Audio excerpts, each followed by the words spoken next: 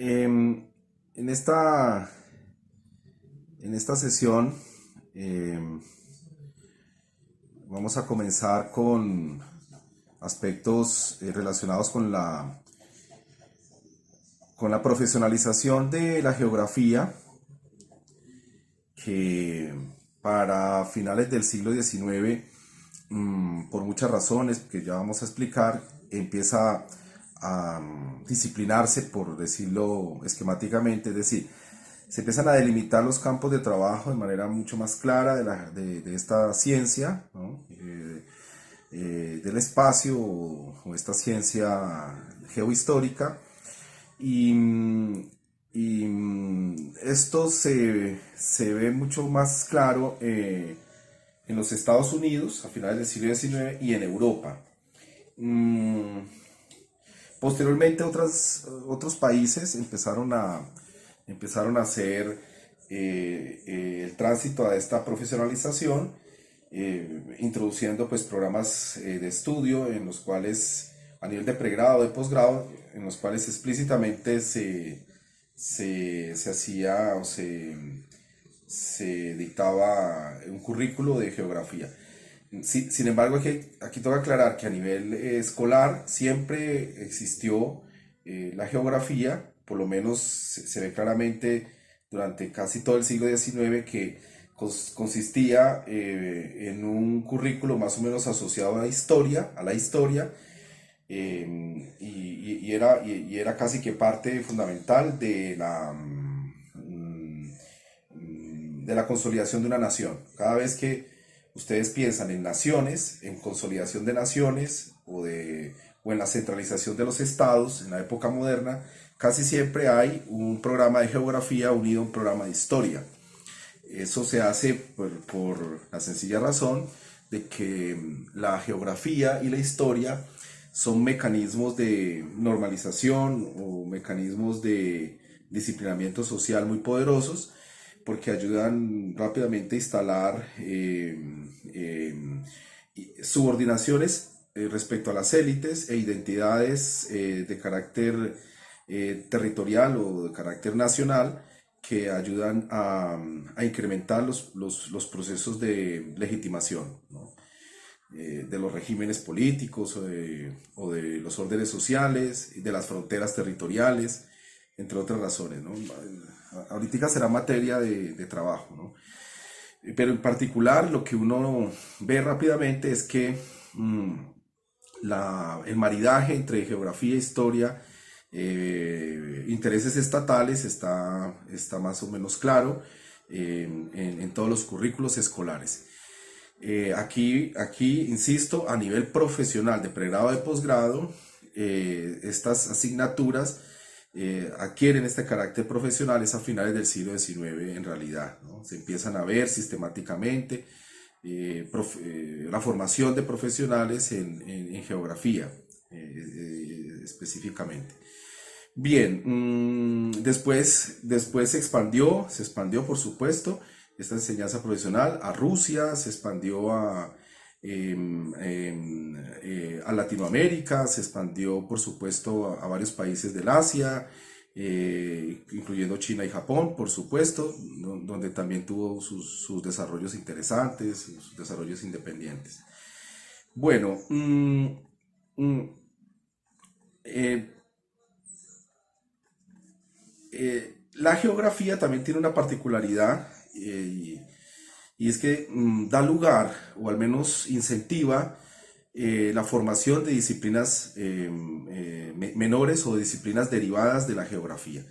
Eso es una cosa que también se tiene que tener muy presente. Por ejemplo, la geomorfología es una disciplina que adquirió ya una especie de carácter nociológico propio, pero en realidad se fue derivando de la geografía. Lo mismo sucede con los estudios relativos a la, a la, bueno, a la geografía de poblaciones, ¿no? Básicamente, o la demografía en general. La demografía o la geografía de poblaciones también fue tomando un carácter propio y se fue independizando.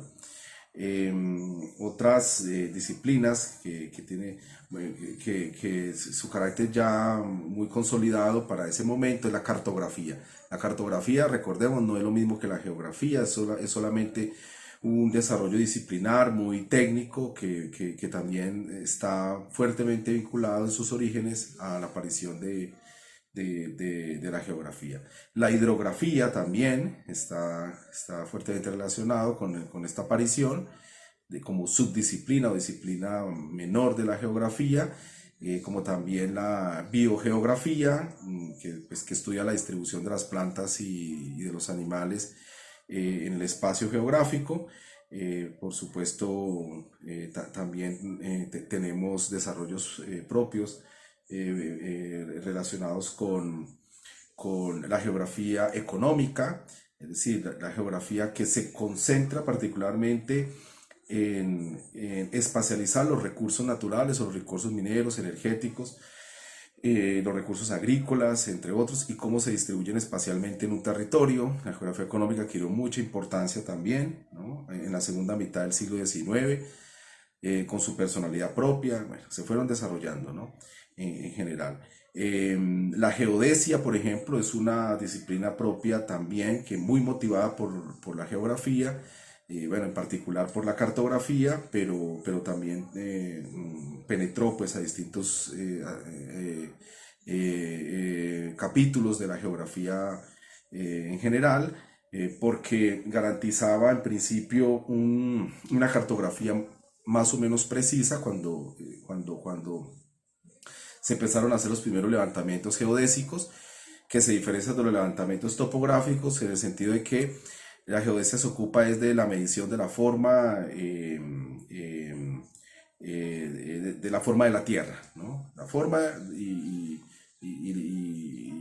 la figura en general de la Tierra, ¿no? Es decir, qué representación geométrica elipsoidal, etcétera, etcétera, es la que mejor se acomoda a la superficie de la Tierra. Entonces, es distinto a la topografía porque considera ya la Tierra en sus mediciones más o menos precisas de toda la superficie de la misma. Entonces, la geodesia se vuelve muy importante y sobre todo garantiza cartografías de muy buena precisión. Entonces, eso es otra disciplina que se va a desarrollar. Por supuesto, también tenemos unas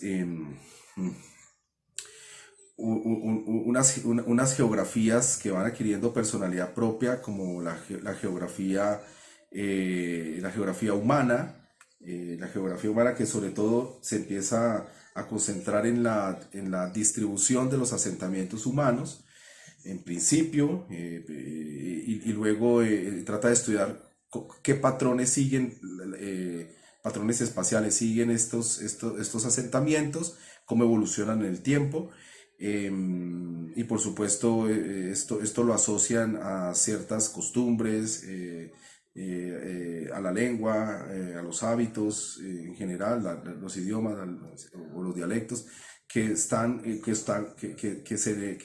conexos o que coexisten, ¿no? con estos asentamientos. Todas estas geografías ya cuentan con una cartografía más o menos buena, técnicamente mejor elaboradas que antes, gracias, como repito, a la geodesia. Bueno, hay una serie de disciplinas que no exactamente estuvieron en el seno de la geografía, pero sí estuvieron más o menos en desarrollo paralelo, que tiene que ver con la geología, que tienen que ver con la astronomía, que tienen que ver con la meteorología, luego con la climatología, y que contribuyeron, donde la geografía contribuyó mucho, pero a su vez se vio beneficiada por sus avances, por sus investigaciones. Muy empíricas, pero por supuesto la biología también hizo su papel y siempre estuvo muy conectada con esta geografía, al menos de manera lateral, pero entre la geografía y la biología se nutrieron mutuamente y produjeron resultados importantes. Bien. Esto, esto, esto es entonces en resumen lo que encontramos, este panorama, ¿no? A finales del siglo XIX y hay una suerte de común denominador y es que la geografía en todas las distintas escuelas, currículos de nivel de pregrado, de posgrado, y es que la geografía adquiere su estatura científica, ¿no? Empieza a mencionarse, empieza a verse como una ciencia ya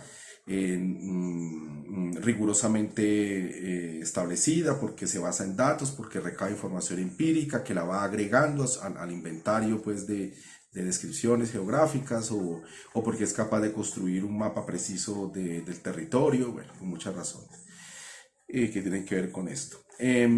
Uno, una de las, una de las bueno, por decirlo, debates más difíciles, más complejos que empiezan a presentarse a finales del siglo XIX, es la ideologización, ideologización de la geografía a través del nacionalismo y a través de la eugenesia.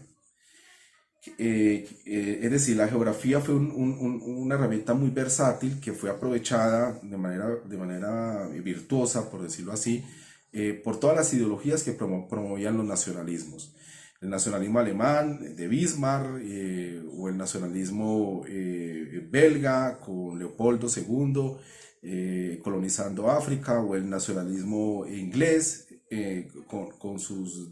con su ya larga presencia en la India. Es decir, una serie de nacionalismos que usaron la geografía para exaltar la figura de la raza, para exaltar la figura del imperio y de la superioridad de sus habitantes, o para remarcar la inferioridad racial o la inferioridad económica, etcétera, de los pueblos colonizados. Allí la geografía tenía era siempre un instrumento que se usaba permanentemente, sobre todo por su versatilidad a la hora de comunicar el mensaje ideológico.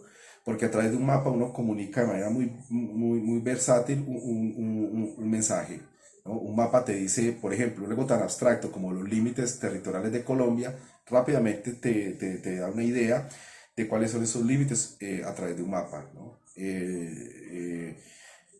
Lo mismo un mapa de las colonias y de la importancia o de la presencia de las colonias en el mundo. Esa información también a través de un mapa es muy versátil y se transmite el mensaje de forma casi que inequívoca. Aquí hay un debate muy fuerte relacionado con las proyecciones cartográficas, que eso es clave que ustedes también lo tengan pendiente, presente. Y es que las proyecciones cartográficas, dependiendo de cómo se hagan, pues uno puede hacer que Europa se vea muy grande, 3, 4, 5 veces más grande que Colombia, por ejemplo. Es decir, la unidad de área, por ejemplo, la hectárea o el kilómetro cuadrado en Colombia, según la proyección cartográfica que se use, puede aparecer muy pequeño y en cambio en Europa puede aparecer muy grande, ese mismo kilómetro cuadrado. Entonces, ese tipo de mensajes ideológicos, por supuesto, transmiten la idea de que Europa es un continente, cuando en realidad, si lo ponemos a una escala, es un subcontinente. Incluso podríamos verlo como una especie de península grande de Asia. Eso incluso se puede ver de esa forma, ¿no? Groenlandia, por ejemplo, aparece en casi todas las predicciones cartográficas, aparece muy grande, enorme, mucho más grande que, por ejemplo, la zona andina de Colombia, Venezuela, Perú, Bolivia y Ecuador, mucho más grande cuando en realidad es mucho más pequeña. Así sucesivamente encontramos que las proyecciones cartográficas van deformando la superficie real de los territorios. Recordemos que allí, sobre la manera de hacer cartografía de una superficie esférica, hay una especie de caldo de cultivo para que las ideologías funcionen bien y determinen la orientación del trabajo del investigador o del científico. En este caso, del geógrafo que se especializa en la elaboración de cartografías a partir de la geodesia y de la astronomía, especialmente de esas disciplinas. Entonces, bueno, básicamente, ¿por qué esta dificultad se presta, ¿no? Esta dificultad de hacer cartografías de la Tierra, porque en realidad lo que hacemos en cartografía a escala de países o escala de regiones es coger una superficie esférica y tratar de convertirla en una superficie plana. Y el paso de una superficie esférica a una superficie plana de inmediato deforma las áreas y deforma las longitudes. Y no hay y no hay manera de evitar esta distorsión. Entonces lo que uno hace con proyecciones cartográficas es evitar que esas distorsiones sean máximas o que esas distorsiones se vuelvan inaceptables. Pero no existe en realidad un truco o estrategia matemática o geométrica que garantice cero distorsión a la hora de pasar una superficie esférica a una superficie plana. Entonces, de allí que ese problema pues haya sido usado, ¿no?, para tratar de ideologizar el asunto de la expansión territorial de los imperios y presentar los territorios de Europa o en general los territorios del norte, como del globo, de la parte norte del globo, como territorios mucho más grandes que los territorios, por ejemplo, del trópico bajo, ¿no?, como Colombia o como Ecuador o incluso como los países tropicales de África, ¿no?, donde en varias proyecciones se ven más pequeños. Bien, y hoy, por ejemplo, todos los mapas que recibimos institucionales que circulan en el mundo, la gran mayoría, tienen este efecto. Están muy deformados y los del norte se ven mucho más grandes y los del sur se ven mucho más grandes. Y por ejemplo, las cartografías que mejor se ajustan, que mejor minimizan esta distorsión, que se han desarrollado por ejemplo en Japón, esas no tienen una muy buena circulación. Entonces pareciera que en efecto hay un interés de las hegemonías noceológicas, de las ideologías imperiales, como le quieran llamar, o euro-norteamericanas, están, a ver, ideologías que son colonialistas, ¿no? Es decir, son colonialistas. Eh, eh, Están interesados en seguir mostrando una representación cartográfica del mundo de esa manera, ¿no? Pero existen ya ejercicios cartográficos donde aparecen distorsiones mucho menores y se han hecho en Japón, por ejemplo.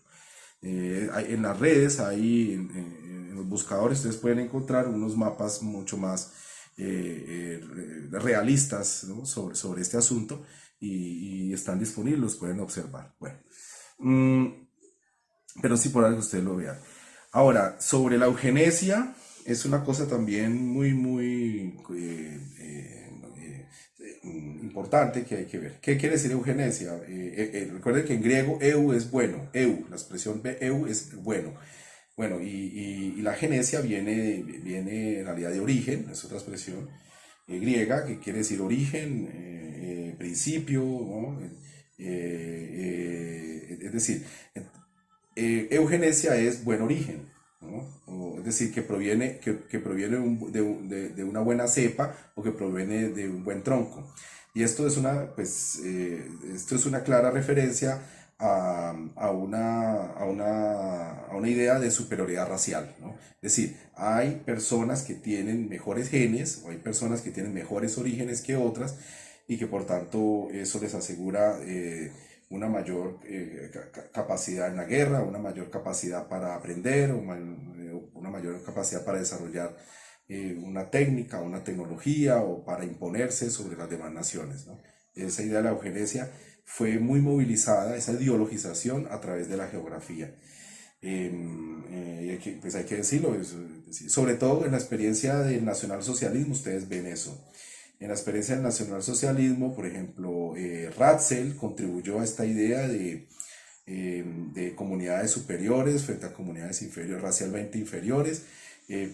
Hubo médicos que también, mendelianos, que se dedicaron también a promover esa idea de genes mejores que otros. Bueno, pues, no podemos hablar en estricto genes, pero de una herencia, ¿no?, que implicaba o que dictaba la superioridad de los pueblos, ¿no?, de nacimiento.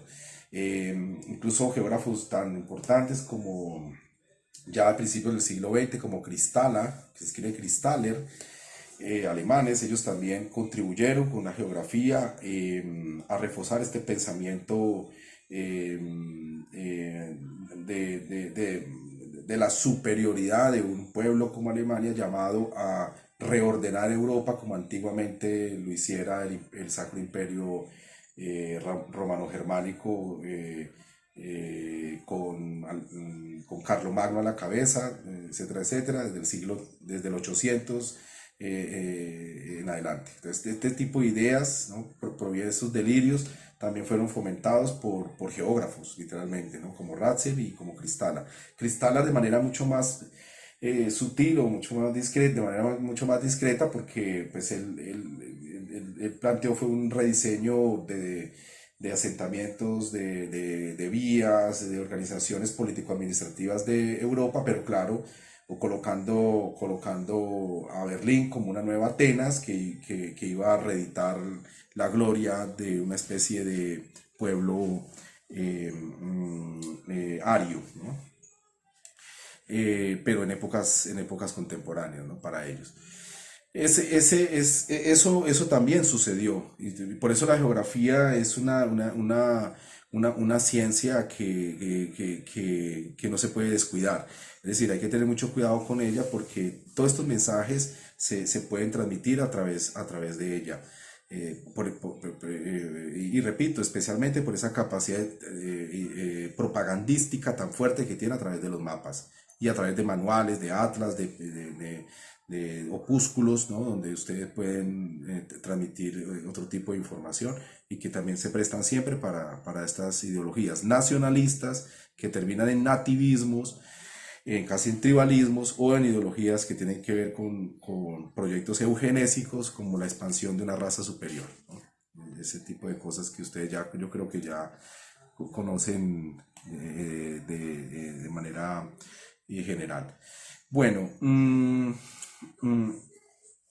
em, otro elemento clave importante de la geografía es que a finales del siglo XIX se nota, se ve con mucha fuerza sus vínculos directos con los intereses políticos, comerciales y, eh, y expansionistas bélicos,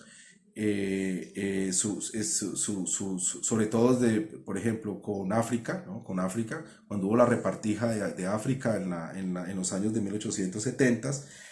Es decir, allí en esa conferencia de Berlín, la cartografía juega un papel muy importante porque prácticamente es el terreno, el material sobre el cual se reparten esas naciones, ¿no? Ese vasto territorio africano. Y efectivamente lo hacen a través de eso, ¿no? También sucede lo propio con la India y con la China. Eh, pues recordemos que la India tuvo varias expediciones cartográficas donde se levantó de manera más o menos decente, ¿no? Más o menos aproximada, se levantaron inmensos territorios de la India y se produjo cartografía también aceptable que obviamente aumentó el poder de control de las castas. No se llamaban castas, eso es un nombre que le acuñaron los portugueses, si no estoy mal, en el siglo XVI, las primeras incursiones europeas que hicieron en la India, pero bueno, pero eso permitió localizar más o menos los pueblos, más o menos asociar eso a ciertas costumbres, a ciertos dialectos, a las diversificaciones religiosas, porque recuerden que, que, que lo que tiene que ver con las religiones en la India, pues es decir, no solamente los musulmanes están allí, sino que también hay budistas y también pues hay hindúes. Y los hindúes pues hay brahmanes y hay otra cantidad enorme de corrientes religiosas pues literalmente están muy difundidas y son muy diversificadas, ¿no? Entonces ellos desde mediados del siglo XVIII empezaron a hacer cartografías, o sea, prácticamente desde que el protectorado se asienta a mediados del siglo XVIII en la India, empiezan a hacer cartografías. La China lo mismo, la China cuando los ingleses prácticamente a sangre y fuego se toman los puertos y obligan a los chinos a mercadear o a comercializar con ellos, eh, pasando pues por el opio, donde sacan de la India el opio y inundan a China de opio, etcétera, etcétera. Ese tipo de cosas también fueron profundamente orientadas gracias a la cartografía y gracias al esfuerzo de geógrafos, ¿no? Pongámoslo en esos términos, que ayudaron o facilitaron las rutas comerciales, la localización de los puertos, el levantamiento cartográfico de los entornos, de las costas. Todo eso fue ayudando, ¿no? Mucho a mejorar esta aventura colonialista en la China. Especialmente de las zonas costeras y en detalle de los puertos y de los asentamientos o ciudades que habían en estos puertos, ubicados en estos puertos. Bien, em, en resumen, hay una conexión muy fuerte entonces entre la geografía y su cartografía, ¿no? Desplegada, su materialización en la cartografía, y estas aventuras colonialistas de Inglaterra, por ejemplo. También la hay también la hay en Bélgica con el Congo, también la hay en Francia con las Antillas, especialmente con Haití. La expoliación a la cual fue sometida Haití también fue enorme. Bueno, en el siglo XVIII, ¿no? Al punto pues que hay un gran levantamiento en Haití y es una de las primeras naciones que logran la independencia, pero no cuentan que esa independencia es entre comillas, porque Haití se ve obligado por Francia a pagar un crédito que literalmente duraron más de 100 años pagando y que en realidad es una de las causas de su empobrecimiento estructural, ¿no? Es decir, la suma que le tocó pagar a Haití después de la independencia a Francia fue enorme, ¿no? Otro ejemplo también importante que ustedes deben conocer es la labor de la cartografía, ¿no? y de la geografía durante el Imperio Napoleónico. O sea, desde que Napoleón se hace llamar emperador en adelante y luego todas las sucesiones de emperadores hasta que finalmente se restaura la República. Es decir, todo ese periodo es un periodo donde hay una especie de aplanamiento de Francia. Es decir, se acaban con los dialectos o se acaban con las lenguas provinciales, con la mayoría de ellas, se unifican muchas costumbres, etcétera, se unifican los currículos, bueno, y esto se departamentaliza el territorio francés, es decir, más o menos se encuadran, las distintas provincias se encuadran en unos polígonos, ¿no? Muy definidos, muy arbitrariamente definidos desde París, y eso lo facilita enormemente la cartografía, ¿no? Y en general el trabajo del cartógrafo y del geógrafo. Allá hay un buen ejemplo también de cómo opera, ¿no? Durante todo el siglo XIX opera la geografía en conexión íntima, ¿no? con el régimen napoleónico. Recordemos que nuestra ordenación político-administrativa aquí en Colombia es de inspiración napoleónica, o sea, la división en departamentos y luego en municipios, división que es muy arbitraria, etcétera, pues es una división muy inspirada por esta idea, ¿no? De aplanar las diferencias territoriales, imponer límites artificiosos sin considerar elementos, por ejemplo, como las cuencas hidrográficas elementos que antes facilitarían la integración de los territorios, o como la conformación de subculturas, ¿no? De culturas locales o regionales, nada de eso se tuvo en cuenta. Bien, mm, en la, pri- en la primera mitad del siglo XX, nosotros podemos empezar mm, a notar una especie de monstruo de mil cabezas, ¿no? En lo que tiene que ver con la nosología de la geografía.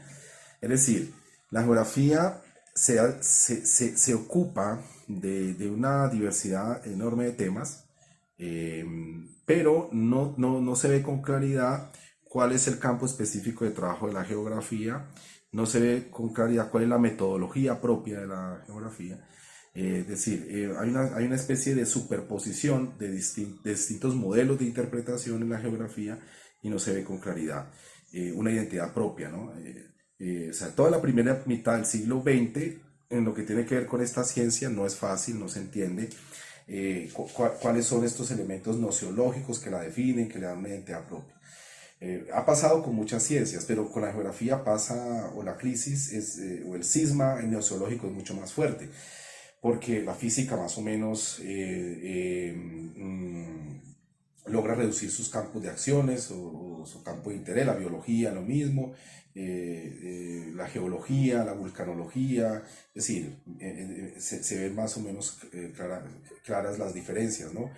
Aunque hay límites borrosos, pero en cambio con la geografía ustedes pueden ver que puede estar en el campo de la antropología, puede virar al campo de la economía, puede virar al campo de la geohidrología, luego pasar a la climatología, luego incursionar en la biología, es decir, por supuesto la complejidad de asuntos que puede tratar la geografía es enorme. Y la superposición de métodos también. Entonces, y eso nunca se ha acabado. O sea, a hoy lo que vemos en la geografía es que tenemos un variopinto, un panorama muy variopinto de metodologías o de abordaje de la realidad, o sea, de modelos de interpretación científica de la realidad que no se agotan en uno solo, sino que son diversos, se refuerzan unos a otros y hoy eso no se ha acabado, ¿no? Lo único que uno puede decir de manera así más o menos general es que se ocupa del estudio de los territorios, de los patrones espaciales que se producen en los territorios, pero generalidades de ese tipo, pero a la hora de definirla mejor siempre se vuelve un gran problema. Eh, yo les creo que les envié un artículo que yo escribí sobre geografía multidimensional. Si no los envié, se los puedo enviar luego, donde yo abordo este asunto tan difícil, ¿no? De cómo definir la geografía como ciencia. Bien. Em, en la primera mitad del siglo XX se pueden distinguir ya varias escuelas, ¿no? Es lo único que yo les puedo decir. Una de las escuelas que se empiezan a distinguir es el famoso posibilismo de Lablache. Recuerden que Lablache es muy importante, eh, que estimuló mucho los estudios de geografía regional, pero sobre todo nos lega una visión muy prudente sobre la interacción hombre-medio. Es decir, les explicaba a ustedes anteriormente, el hombre influye, modifica o moldea el medio natural, pero también el medio natural influye, induce o produce cambios en el ser humano a distintas escalas, pero no a escalas rituales, ceremoniales, religiosas, incluso ideológicas, políticas. A esas escalas ya la interacción hombre-medio no se puede introducir a rajatabla, ni mucho menos se puede introducir la idea de que el medio ambiente produce ideologías o produce ceremoniales o produce religiones por sí mismo o por una determinación unívoca. Eso ya no. Entonces el hablar se introduce esta dialéctica hombre medio con restricciones, con consideraciones culturalistas interesantes que siempre hay que, y a cierta escala por supuesto, mucho más grande, en periodos de larga duración, territorios extensos, casi que continentales. Allí ya se empieza a ver la potencia, ¿no?, de la influencia del medio ambiente sobre las conductas humanas, pero a esa escala, ¿no? Entonces el posibilismo de Blablash, que a mí me gusta y suelo tener muy presente a la hora de hacer investigaciones, es muy importante. Está por supuesto el determinismo ambiental, que de Huntington, por ejemplo,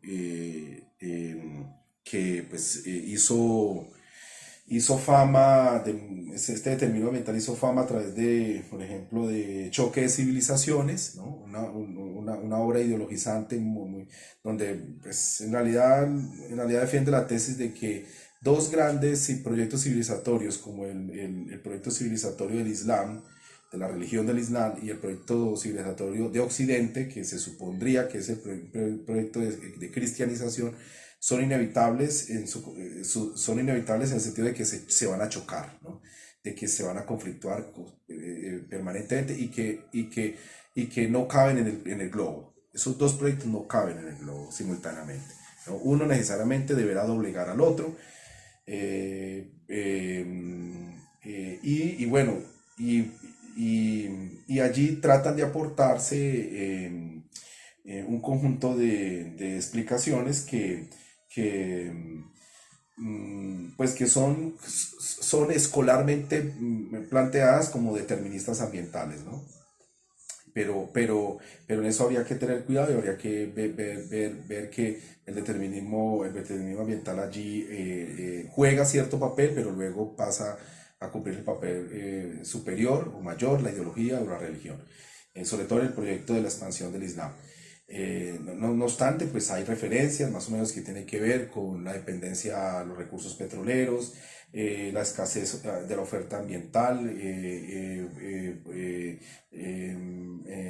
hecho de que no, el hecho de que tenga pues una suerte de lastre fanatista o fanático, en el sentido de que son religiones, bueno, o en particular el Islam es una religión que no permite la otredad, que se opone a cualquier forma de lo distinto, que siempre es hegemónica y que no admite el debate, la dialéctica o la simploqué, como decía Platón, ¿no? La confrontación de ideas, la confrontación de posiciones ideológicas distintas y a través de esta confrontación pues producir transformaciones, cambios o estabilidades sociales, ¿no? En general.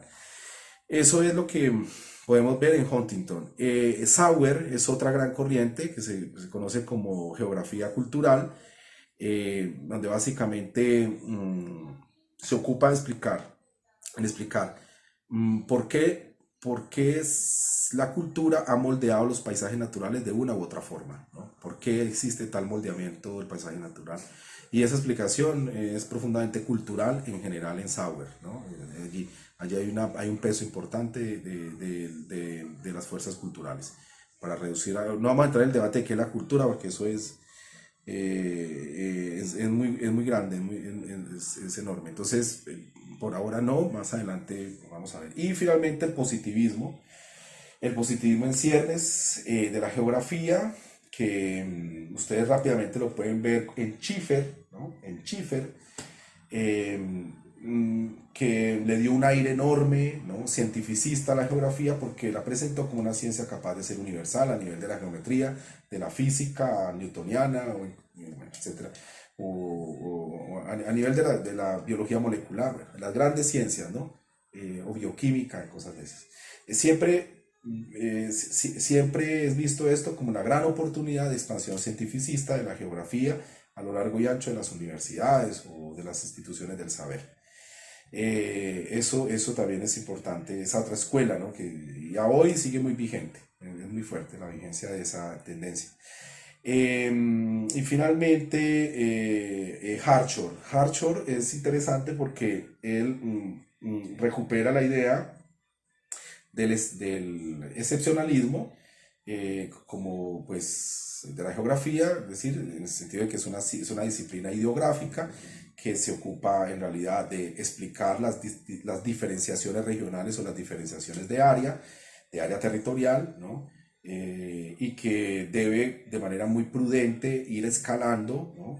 A las generalizaciones con todas las advertencias del caso en la medida en que los territorios están profundamente diferenciados, ¿no? En regiones o en áreas, ¿no?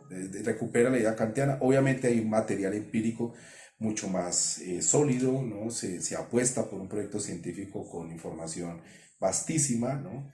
Que ya está disponible, ¿no? Y que las ciencias de la Tierra nos están dando, o las ciencias de la vida nos están suministrando permanentemente. Esas son más o menos las escuelas que ya se pueden percibir en la primera mitad del siglo XX, ya en resumen. Bueno, a principios del siglo XX también hay una tendencia muy fuerte y y es relacionada con el desprecio. Bueno, en algunas escuelas de geografía, no en todas, pero ahí se empieza a notar un fuerte desprecio o condena a los diarios de viaje de los antiguos geógrafos, a las memorias de los viajeros, a la geografía popular, podemos llamarlo así, ¿no? Es vista como imprecisa, supersticiosa, hiperbolizante de lo que está sucediendo en cada territorio. No es útil para la investigación, no es insumo alguno para la investigación científica. Hay cierto desprecio hacia los diarios de viaje porque no encuadran en la nueva geografía académica, ¿no? Eso también es por ejemplo, muchos de los diarios de viaje de varios franceses, incluyendo a Reclus, incluyendo a Humboldt, incluyendo bueno, en general los grandes geógrafos que estuvieron en América Latina, por ejemplo, son considerados como material espurio, material que no hay que usar como fuente objetiva de ningún dato. Bueno, es decir, siempre se piensa, y eso hasta a hoy también se ve. A hoy también se ve en algunas escuelas cierto desprecio, cierta actitud peyorativa frente a la información etnográfica o al contenido etnográfico que pueda existir, por ejemplo, en estos cuadernos de viaje o diarios de viaje de estos geógrafos populares. Eh, o geógrafos naturalistas también. Eh, eh, Más o menos hay una especie de consenso sobre la definición de la ciencia geográfica y el consenso que hay pues sigue siendo igual de general o difuso, pero más o menos es alrededor de esta idea. La geografía estudia las formas por las cuales el espacio está implicado en el funcionamiento y materialización de los procesos sociales y o biofísicos. Es decir, hay dos nociones muy claves, forma y espacio. Y el espacio se materializa de alguna manera a través de procesos o bien sociales o bien biofísicos, pero aún sigue siendo un asunto objeto de debate, pero por aproximarlos a ustedes por ahora, ¿no? Esta sería una definición de geografía más o menos aceptada, que nos viene desde la primera mitad del siglo XX. Bien. Eh, por ese influjo dominante del positivismo, sobre todo, que tuvo mucha financiación en Estados Unidos, ¿no? De Schiffer, ese positivismo de la geografía se vuelve dominante en los años 30, 40, 50, incluso hasta los años 60, perdura y se hegemoniza. Y entonces los que hacen geografía fácilmente son vinculados con científicos de la Tierra que hacen explicaciones muy serias, ¿no? sobre estas cosas, ¿no? Aquí hay que anotar un elemento que siempre se olvida y es el impulso que da sobre todo la Segunda Guerra Mundial al desarrollo de la geografía física, ¿no? O de aquellos aspectos de la geografía que tienen que ver con elementos físicos o biológicos. En ese caso, en este caso particular, gracias a la Segunda Guerra Mundial, por ejemplo, la meteorología se llevó a mapas, ¿no? Es decir, literalmente la información meteorológica se llevó a curvas que expresan la temperatura, curvas que expresan las precipitaciones o la presión del aire. Es decir, siempre se llevó a cartografía, ¿no? En este caso específico, se llevó a cartografía muchos de los comportamientos atmosféricos, ¿no? de variables atmosféricas o de fuerzas atmosféricas. Por ejemplo, la investigación de los lechos marinos, pues en realidad se hizo para poder investigar las posibles rutas de los submarinos para poder penetrar a los continentes, submarinos de guerra, ¿no? Me refiero. Gracias a esas ondas, a esas investigaciones que se hicieron en el lecho del mar, pues se desarrolló casi de forma integral toda la teoría de placas, ¿no? Tectónicas del planeta, porque pues en virtud de esa cartografía de las profundidades del mar, pues se pudieron identificar los grandes fallamientos o las grandes fracturas entre las placas. Entonces eso ayudó mucho a entender la tectónica y por supuesto esta cartografía es el medio único de representación de estos movimientos masivos de liberación de energía o potenciales choques que liberarían energía, ¿no? Y que en realidad van moldeando toda la geoforma de la Tierra y sus distintos accidentes. Bien, por supuesto, se incentivó mucho el estudio el estudio de los vientos, ¿no? Recordemos que es decir, las ondas, las formas de medición precisa de la roseta de los vientos, también se hizo, se avanzó y se cartografió las líneas de vientos en los mapas de distintos lugares de Europa y de Estados Unidos, precisamente ¿por qué? Pues porque se pensaba que iba a haber una guerra química que usaría los vientos para poder transportar, o biológica para poder transportar cepas tóxicas o letales o gases tóxicos o letales. Eso también, por ejemplo, está muy desarrollado. Por supuesto, toda la aerofotografía, las fotografías aéreas que se tomaron en la Primera y en la Segunda Guerra Mundial, le dieron un avance importantísimo a la cartografía y también a los estudios de geografía física. Teniendo fotografías aéreas era más fácil entender los accidentes o el relieve de un territorio. Era más fácil comprender y estudiar, por ejemplo, los drenajes o la hidrología de estos territorios. Incluso se podían percibir vestigios o huellas de antiguos asentamientos arqueológicos. Mejor dicho, al final del día lo que uno ve es que la guerra incentiva, produce una explosión de disciplinas, incentiva la profundización o la especialización de varias disciplinas que fueron contribuyendo a la geografía de manera importante y especialmente a la geografía física. Bien, vamos a entrar en más detalles sobre este asunto, pero es bueno que ustedes tengan presente la importancia de la Segunda Guerra Mundial en la configuración de este dinamismo de la geografía. Pero especialmente, y por eso la geografía cuantitativista o la geografía positivista es que gana tanta fama, gana tanta financiación, porque precisamente ayuda a entender en este periodo de posguerra, ayuda a entender muchas cosas, ¿no? Sobre todo en la Guerra Fría, y orienta muchas decisiones de política en inteligencia o sencillamente a plantear esquemas de defensa en ese mundo pues, bipolar que era pues, el eje Beijing-Moscú y el eje Londres-Washington. El mundo capitalista contra el mundo comunista. Bueno, entonces la geografía cuantitativista o positivista, pueden llamar de la misma manera, tiene ese periodo de oro, ese periodo de gloria, y ya para 1970 empieza a perder protagonismo, sobre todo porque eclosiona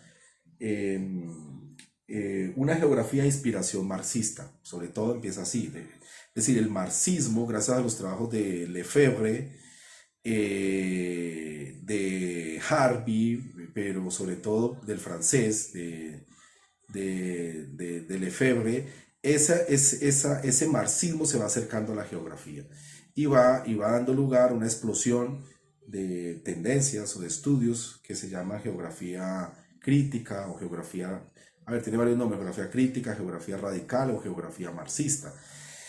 Y obviamente cambia el escenario del debate, ¿no? Entonces, por el contrario, la geografía cuantitativista incluso empieza a perder valor, empieza a perder influencia en los presupuestos o en los recursos en las universidades, empieza a perder importancia, y por el contrario, la geografía radical o marxista se vuelve mucho más potente. Pues hay muchas obras que, por ejemplo, eh, la de David Harvey es la más conocida. Todas sus investigaciones sobre desigualdad en las ciudades son importantísimas y han nutrido, ¿no? De manera muy importante estas geografías, ¿no? A hoy es muy vigente, incluso uno puede hasta pensar de que la influencia de esta geografía marxista persiste hoy, sigue siendo más dominante que las demás geografías, ¿no? esta geografía crítica. A pesar de que han aparecido otras geografías, pero sigue siendo de mucha utilidad las obras de la geografía radical, hoy sobre todo para los países postcoloniales, ¿no? Como pues en la India o varios países africanos, o en el caso nuestro, que somos repúblicas nuevas, pero que estuvimos bajo dominios coloniales y que estamos, bueno, al menos hay instituciones, ¿no?, académicas que están tratando de entender la verdadera influencia de la colonialidad en la estructura ideológica misma de los latinoamericanos o en el sustrato cultural mismo de los latinoamericanos, ¿no?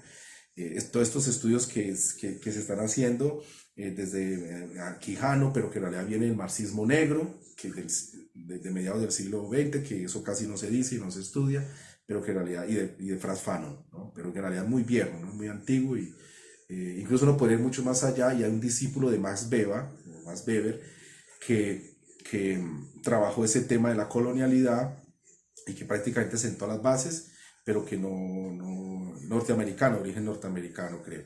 Y hay otros de origen antillano que también estudiaron este fenómeno mucho antes que Aníbal Quijano, mucho antes que Enrique Dussel, que Ramón Grossfogel y que otros expertos en Walter Miñolo en el tema de los estudios coloniales, descoloniales o decoloniales, dependiendo del idioma, y poscoloniales, ¿no? Pero hay cosas muy que no se dicen, ¿no? Incluso no se dicen, ¿no? Buena parte de las tesis de Quijano, permítame o la buena parte de las tesis de Quijano, que ya aparecen por ejemplo en Wallerstein, y las de Wallerstein a su vez ya aparecen en otros estudios marxistas, sobre todo los marxismos negros, ¿no? Pues elaborados por afros, ¿no? Afroantillanos o afro norteamericanos. Bueno, que no se dice. Bueno, eh, em, con la revolución cuantitativista, esto es importante también tenerlo, y la aparición de la geografía crítica, ya se ve de manera más clara, se ve de forma mucho más delimitada la geografía física por un lado y la geografía humana, al punto que se abren disciplinas o profesionalizantes, perdón, a nivel de pregrado o posgrado, que se llaman así, ¿no? Usted puede estudiar geografía humana como una disciplina profesionalizante, o puede estudiar geografía física aparte. La tendencia incluso es a seguir separándolas y no desarrollar un currículo de pregrado o de posgrado que hable solo de geografía. Eso ya no existe, sino que se está produciendo esta división. El que hace geografía física se va por una línea cuantitativista o positivista, y el que se introduce en las esferas sociales porque quiere criticar los procesos de despojo de los recursos naturales que hay en los territorios, y todas las consecuencias sociales que esto produce, ¿no?, en las poblaciones. Entonces, está interesado en la geografía humana. Burdamente digo esto, pero más o menos de esta forma, ¿no?, se va delimitando con más fuerza. Anteriormente no era fácil delimitarlos, ¿no? Pero ahora sí, a partir de la revolución cuantitativa, en dialéctica cuantitativista, en dialéctica con la geografía radical, sí que se puede hacer y se puede institucionalizar así.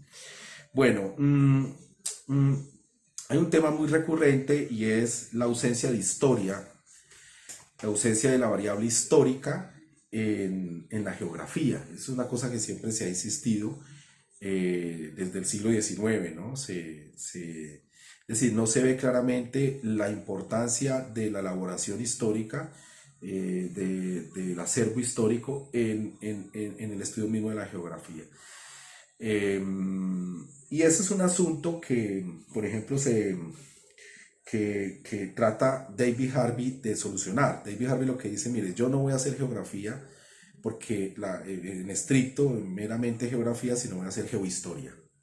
Entonces, mi enfoque es geohistórico, y la geohistoria está fundamentada en el materialismo histórico de Marx, y paré de contar, ¿no? Esa es el resumen, la apuesta de David Harvey, en términos noceológicos, es eso.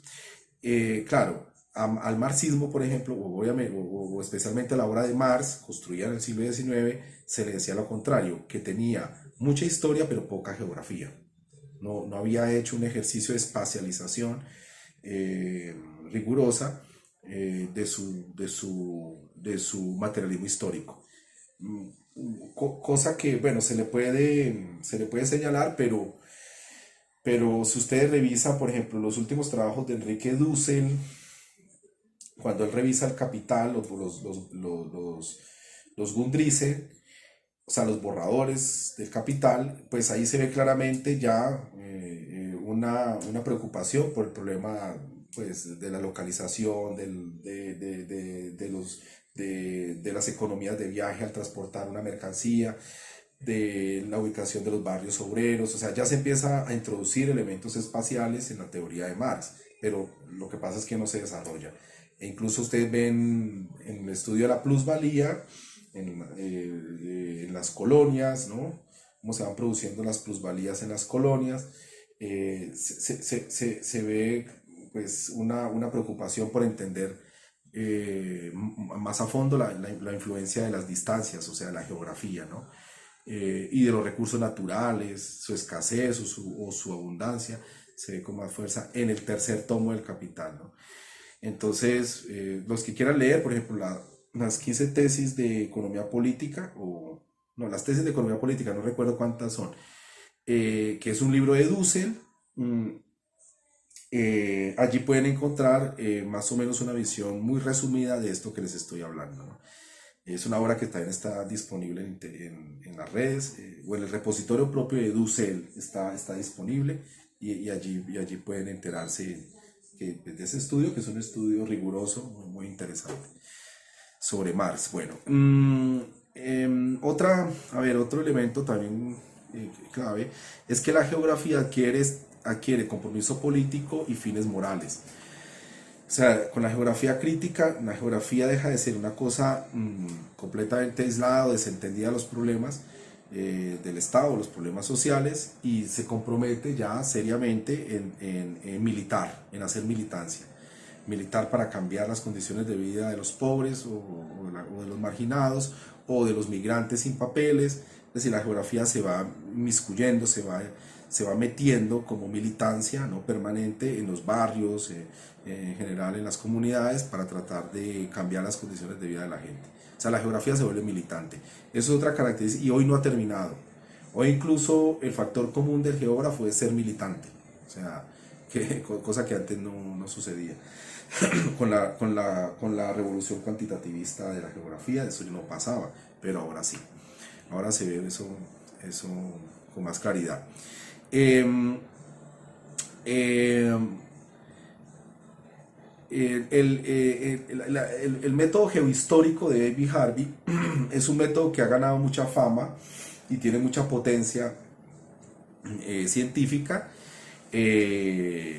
hoy mismo, y se recomienda para muchos estudios de teoría social, de enfoque crítico, por supuesto. Yo también pues lo recomiendo, aunque pues pienso que el enfoque geohistórico necesita un enfoque también geoecológico, o sea, geoecohistórico. O sea, la dimensión ecológica no aparece muy bien establecida, muy claramente establecida en la metodología geohistórica. Yo tengo un libro que lo quiera revisar, que publiqué hace poco, que se llama El contrato socionatural, y allí yo explico más o menos la crítica a Harvey y cuál es la apuesta metodológica que hago para hacer esos ajustes, y se llama así más o menos, de manera geoecohistórica o geoagrohistórica. Bueno, eso tiene, ahí lo pueden revisar, lo pueden mirar, pero la idea es introducir la dimensión ecológica en los estudios de Harvey, que eso no aparecía claramente, no se veía claramente. Entonces, bueno, el que lo quiera mirar, está colgado también en las redes, ya lo publicaron y ahí lo pueden mirar. Es un texto pues muy teórico y muy gordo, como de 480 páginas, que les puede ser útil. Bueno, em, superado más o menos, bueno, superado no, pero mm, más o menos a finales de los años 60 y principios de los 70, cuando hace eclosión la geografía radical o la geografía marxista, a la par empiezan a hacerse aproximaciones por parte de algunos geógrafos a tres grandes corrientes de la filosofía. La fenomenología de Husserl especialmente, pues, bueno, que tiene varios enfoques, un enfoque muy cientificista, que aspira a una especie de teoría de los sentidos, básicamente una teoría científica de los sentidos o de la percepción, pero también existe otra variante de la fenomenología, que es la antropología, donde, bueno, o el enfoque antropológico de la fenomenología, donde más bien trata como de ocuparse de la fenomenología como si fuera pues una antropología de lo cotidiano, ¿no? Allí trata de estudiar, Heidegger por ejemplo es un fenomenólogo de enfoque, Heidegger, de enfoque antropológico. Buena parte de su obra se puede mirar así. El existencialismo también, de Sartre o de Sartre, de Jasper y de Sartre. El existencialismo también. mm, se hacen aproximaciones desde la geografía al existencialismo, sobre todo así, no al revés. Y a la obra de Foucault, de Deleuze, de Derrida y de Lyotard, que se cataloga como postestructuralismo, ¿no? Y hay una especie de ínsula muy interesante que es Bachelard, que es un racionalismo, a ver, es un racionalismo cientificista muy interesante, que racionalismo en el sentido francés, ¿no? Típico, ¿no? Francés, ¿no? Pues, también es digno de mencionar, muy importante, que es una vastísima obra y que yo le recomiendo. Por ejemplo, La poética del lugar de Bachelard es muy interesante, y pues ahí la recomiendo que la miren, ¿no? Está lleno de imágenes poéticas, imágenes estéticas sobre cuadros, ¿no? Cuadros, casi que pinturas narrativas sobre algunos lugares de Francia, ¿no? Muy interesante, la pueden revisar. Y esa es muy usada por estos geógrafos que incursionaron en estas corrientes filosóficas, ¿no? Bien, ¿cómo se le llamó a esto? Le llamaron nuevo regionalismo. Nuevo regionalismo. Hizo como casa aparte, ¿no? Hizo su casa aparte y se fue desarrollando de una manera muy, muy particular. eh, y pues prácticamente eh, dio lugar, ¿no? Este nuevo regionalismo originó, ¿no? Originó eh, todas las otras geografías contemporáneas que nosotros conocemos, que son más o menos nuevas o desconocidas, ¿no? Hoy desconocidas. Una geografía de carácter, de carácter feminista, geografías feministas, una geografía muy fenomenológica o existencial que se llama geografía del lugar, otra geografía se podemos llamar así como geografía del ciberespacio, otra geografía que podemos considerar como eh, una geografía eh,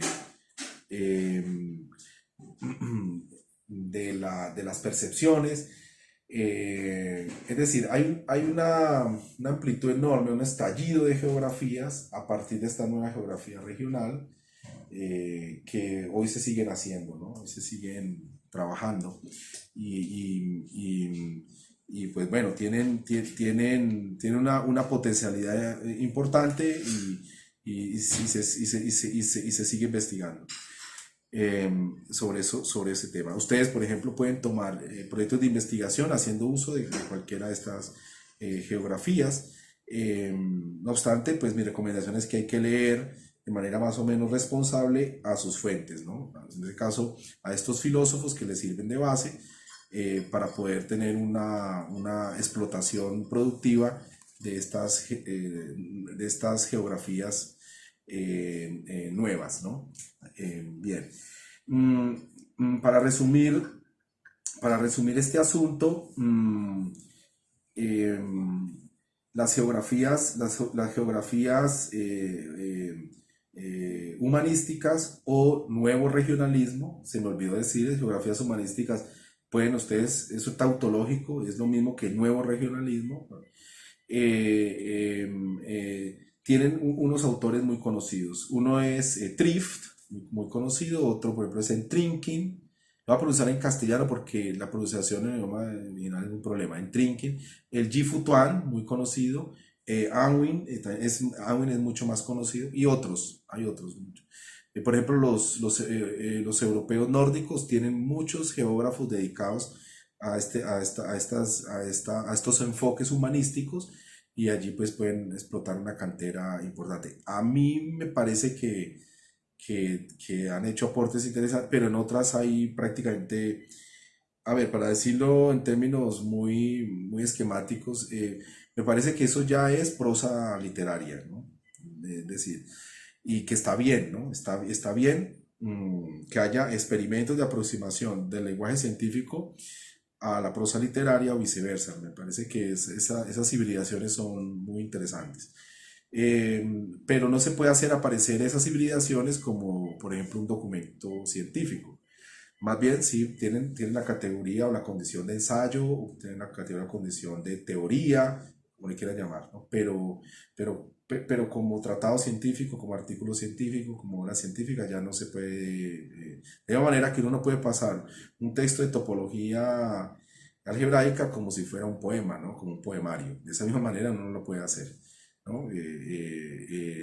Porque ya es absolutamente retórico. Bueno, em,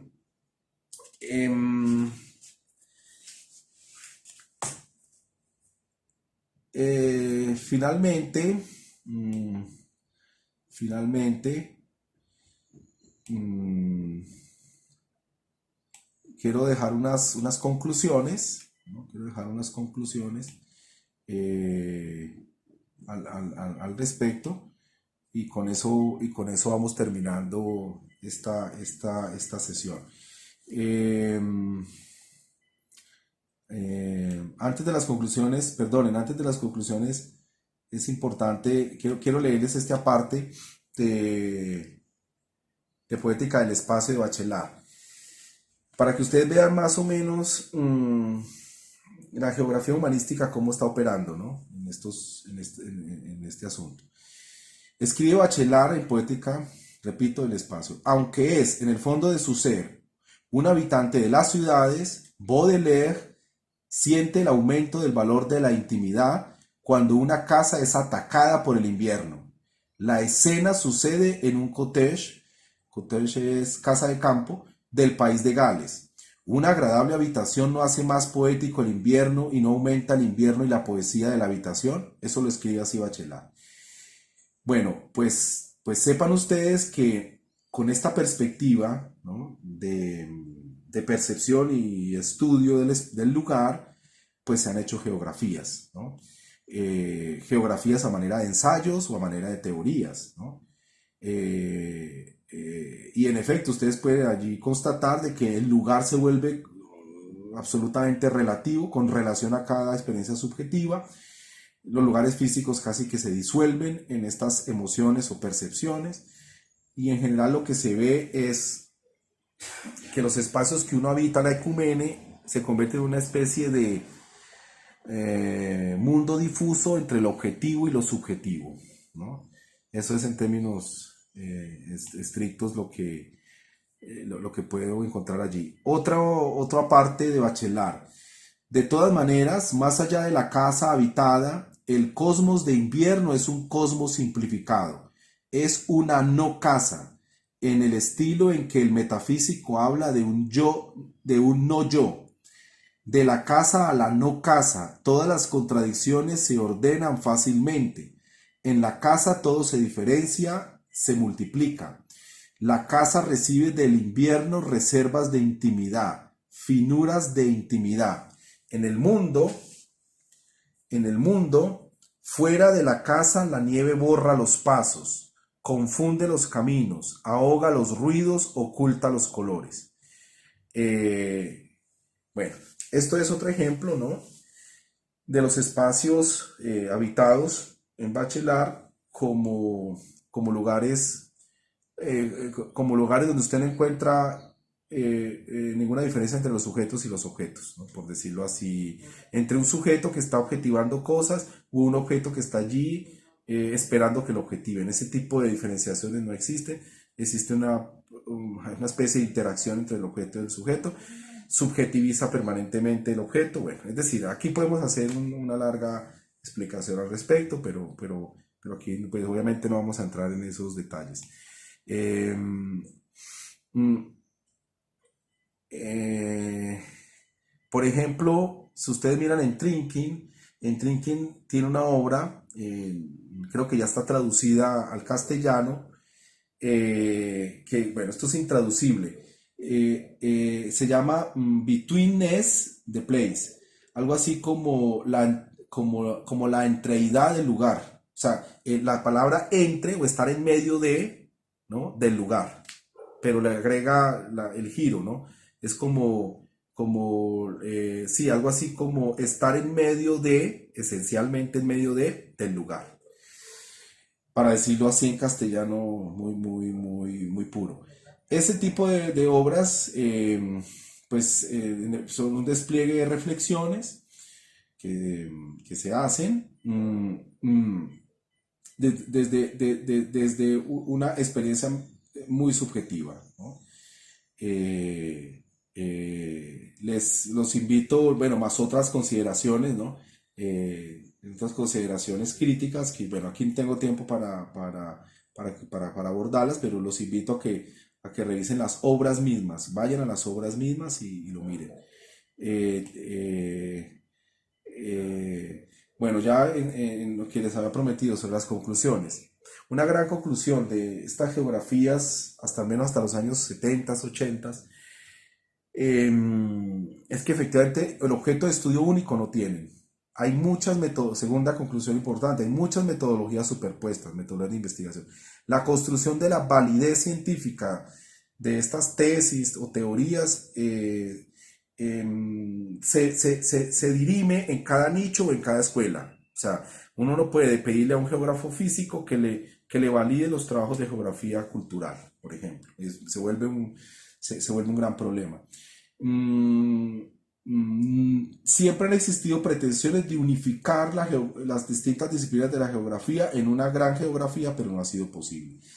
Eh, y en términos generales, las teorías que hablan del espacio o que hablan del territorio eh, deben de alguna manera, de forma arbitraria, elegir qué lente o qué modelo interpretativo de la realidad espacial o territorial debe tomar, ¿no? Debe seleccionar, ¿no? Finalmente no es posible y hoy no les podría brindar una teoría unificada de la geografía porque no existe, ¿no? Eso en términos generales es lo que quería decirles. Entonces vamos a hacer una sesión de preguntas. Gracias entonces. Bueno.